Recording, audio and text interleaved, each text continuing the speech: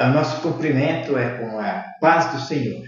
Ao trio de ouro, pastor Antônio Francisco, evangelista Rosinha, diretor Andrei Salles, também aos nossos companheiros ministeriais e a todos vocês ouvintes e telespectadores da 87 FM de Araçariguama, a rádio que virou televisão. Programa Teus Altares Metodista. Hoje entraremos na parte 13 do discipulado módulo, a excelência da palavra.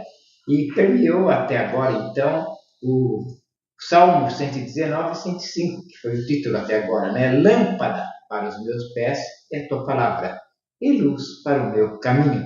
Hoje nós vamos também repetir o Mateus 11, 28. Vinde a mim, vós todos que estáis cansados e sobrecarregados, e eu vos aliviarei. E aí chega esse convite, né? E esse convite de Jesus dá a entender assim que ele está perguntando: filho, se você me der a oportunidade, eu sou capaz de fazer o que você sequer imagina. E repetindo um pouco o final da parte 12, Deus ficou muito triste quando o ser humano começou a ter medo dele. Lá no jardim, né? Quando Adão se escondeu e Eva se escondeu, começou a ter medo. E agora também assim, uma pessoa que vai na igreja ou que tenha uma fé em Deus, mas ainda enfraquecida, a doença toca na vida, o medo bate no coração da pessoa e pensa, Deus está me castigando porque eu errei. Quando o negócio o emprego está indo mal, imediatamente vem o medo. O que será que eu fiz de errado para que os negócios estão indo mal, né? E quando alguma coisa não dá certo na vida, imediatamente o medo. Tem muito cristão que tenta seguir a Deus por medo, que vai para seguir a Deus. Medo de morrer, medo de perder-se, medo de queimar-se no fogo do inferno, medo de que as pragas cheguem sobre sua vida.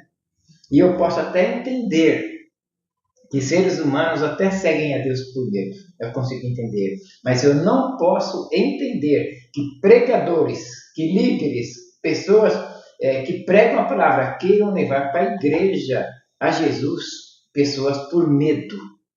Isso eu não entendo. Não entendo que seres humanos, por medo, seguem a Deus. Por medo, eu posso entender. Mas os que líderes espirituais querem levar as pessoas a Jesus por medo, eu não consigo entender. Porque o medo foi fruto do pecado. Deus nunca quis que seus filhos tivessem medo dele. Deus sempre quis que seus filhos corressem aos seus braços para que ele o abraçasse. E você que participa hoje desse discipulado, você é a coisa mais linda que Deus tem. Você é precioso, preciosa para Deus. E eu já disse tantas vezes isso, e eu insisto. Você aí, onde está sentado, em qualquer país ou em qualquer região desse imenso Brasil, você é a coisa mais linda de Deus. Talvez você possa se perguntar: mas pastor, como posso ser a coisa mais linda para Deus, se a minha vida é completamente errada, completamente destoada, contrária à vontade de Deus? Como eu posso ser uma coisa mais linda para Deus se a minha vida é uma droga e está tudo errado? Estou mergulhado nos vícios. Eu não presto para nada. Você está pensando assim: minha mente está cheia de lixo. Como posso crer que sou a coisa mais linda que Deus tem? Amado, eu te digo uma coisa: Deus não aceita o que você está fazendo. Não pense nem por um minuto, nem por um segundo que Deus aceita o que você está fazendo. Deus detesta o pecado. Deus não suporta o pecado. Porém, Deus ama você. Há uma coisa maravilhosa que Deus tem e que nós não sabemos fazer. Deus sabe separar o pecado do pecador. Ele te ama. Ele tem um plano maravilhoso para a tua vida. Ele está de braços abertos, esperando que você retorne a Ele. Ele quer que você venha por amor. Ele não quer que você venha a Ele por medo. Medo foi fruto do pecado. Adão e Eva se esconderam e depois do pecado tiveram medo.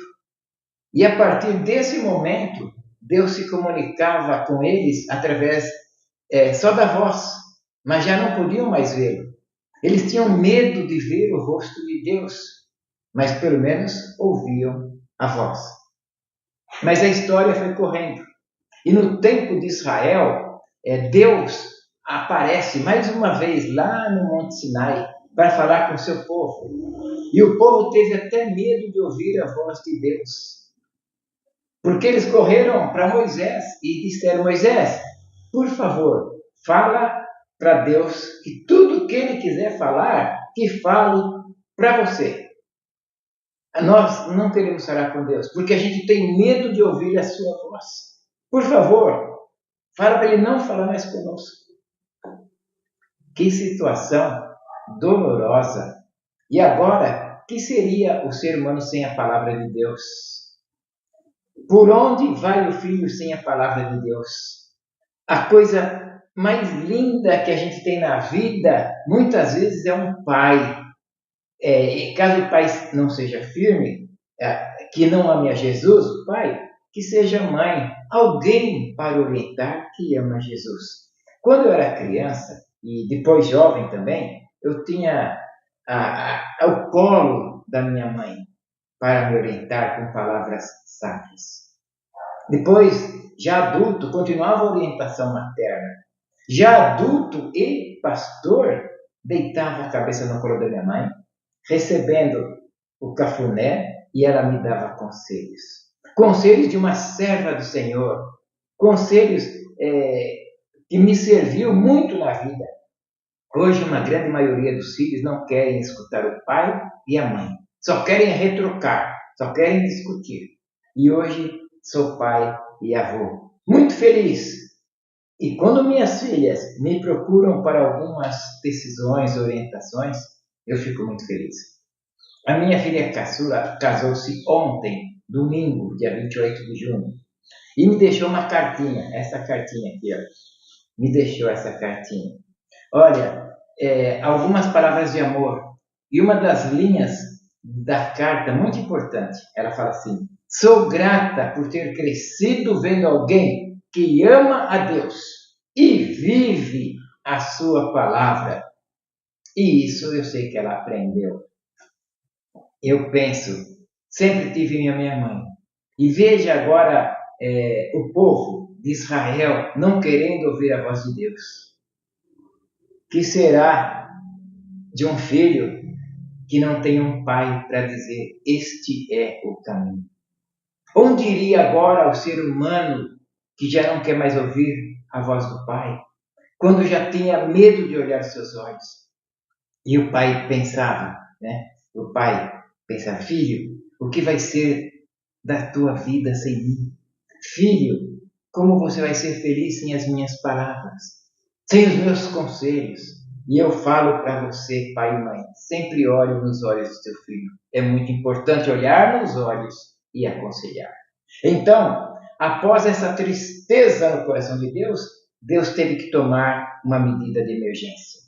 Ele escolhe homens que viviam uma vida de comunhão, vida boa com Deus, confiando no Pai, mesmo com algumas falhas, mas escolheu, e a Bíblia chama de santos homens, e deu para eles a mensagem, e ordenou que escrevessem e deixassem, e deixar esses escritos como um legado de amor para nós.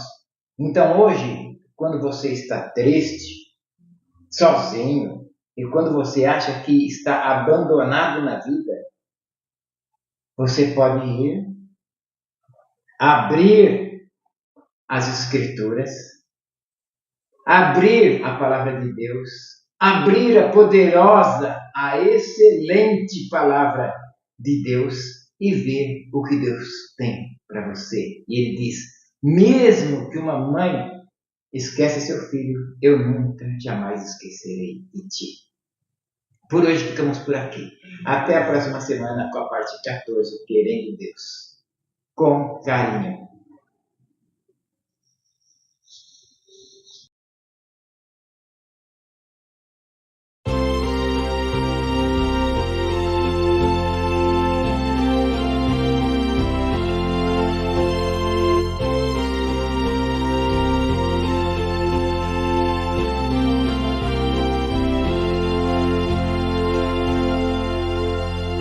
Quero ouvi-las mais outra vez, pelas palavras de vida. Narram tudo que Cristo fez, pelas palavras de vida. Elas vêm de cima, seu poder anima. Que alegre são, que alegre são essas palavras de vida. Que alegre são, que alegre são essas palavras de vida. Só Jesus Cristo a todos dá, pelas palavras de vida. Sem Jesus salvação não há, pelas palavras de vida. Com amor conclama, para o céu te chama.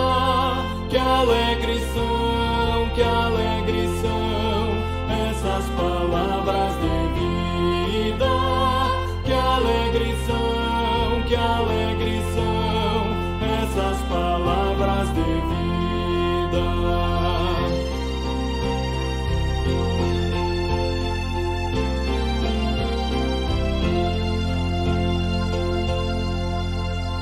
Só Jesus Cristo é Salvador, pelas palavras de vida. Quer salvar todo pecador, pelas palavras de vida. Ele vivifica e nos purifica. Que alegre são, que alegre são essas palavras